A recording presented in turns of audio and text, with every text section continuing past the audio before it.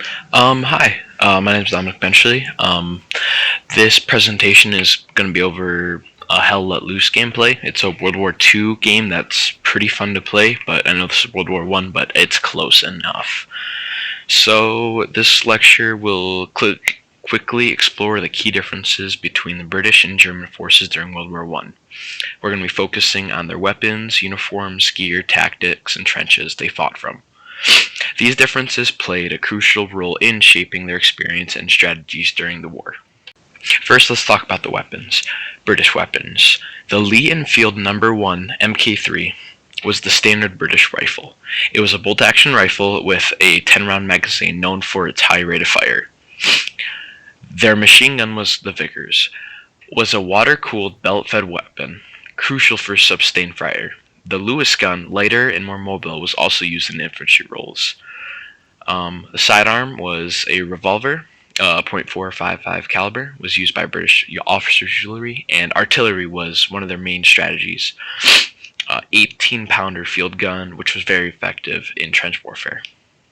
Now comparing this to the German side, the Germans had the Mauser Guer 98, which was a standard rifle for the German army.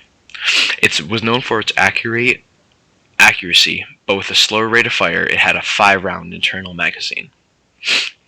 They also had a belt-fed water-cooled machine gun, similar to the British. The MG08-15 was a lighter, more mobile version of said weapon. They also had for sidearm was the Luger P08. It was a semi-automatic pistol, chambered with 9mm. Their artillery was a 7.7 cm field gun, and the 21 cm Morser were key in their firepower against the British when during trench warfare. Next up, we're going to talk about their uniforms. British uniforms had khaki wool tunics and Brodie helmets, which were steel helmets, were standard throughout the British Army. And they also had these cloth strips around their lower legs that helped them in their boots, that were essential for long marches as they traveled throughout Europe. The German uniforms were like nice field gray tunics and a Pickelhaube, which was a spiked helmet, initially worn later, replaced by the Stahlhelm, which was a steel helmet in 1916. Jackboots and gaiters were worn for durability and protection in the trenches, which they mainly held for defense. Gear and equipment. British gear, they had a P1908 webbing system, was used for carrying like ammunition pouches, bayonet scabbards, and usually like a way to drink water, like a canteen. Soldiers also carried shovels, which helped them build out the trenches they were in, or just anything else. They could also use it as a defense weapon, too.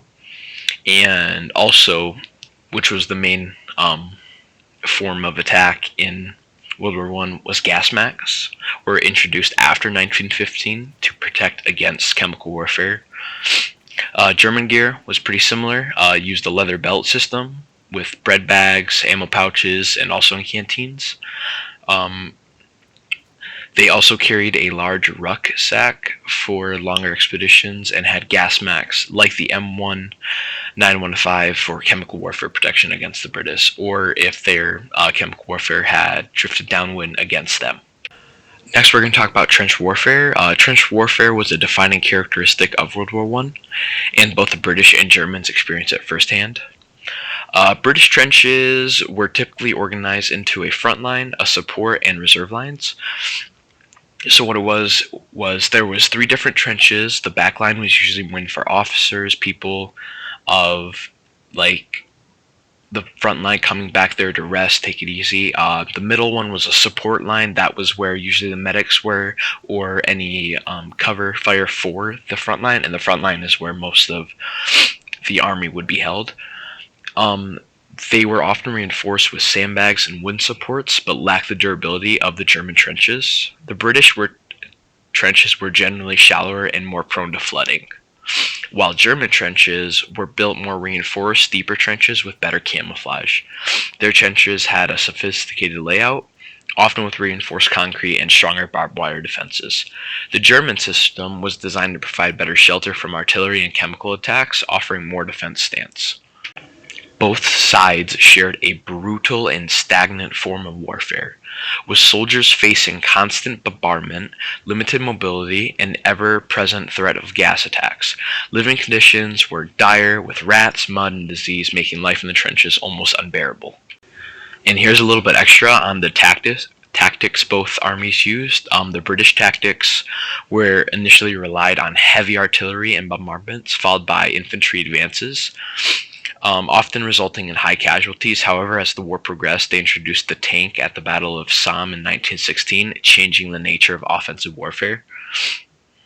While the German had a more defensive approach, using strategies like Schwerpunkt, which was focusing on counterattacks and stronger defensive lines.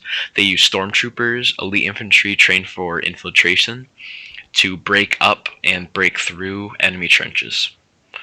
In summary, the difference in weapons, uniform, gear, trenches, and tactics between the British and Germans during World War I had a significant impact on how they fought and survived. The British emphasized artillery and infantry charges, later introducing tanks, while Germans focused on defensive strategies and specialized infantry. The trenches themselves were a deadly environment, with both armies enduring the harsh realities of mud, disease, and constant bombardment. These differences in gear and strategy illustrate how the two forces adapt to the brutal nature of war and the technological advancements that defied World War I. Thank you for sitting here watching my video. I appreciate it. Hope you guys enjoyed the gameplay, I guess. Have a good one.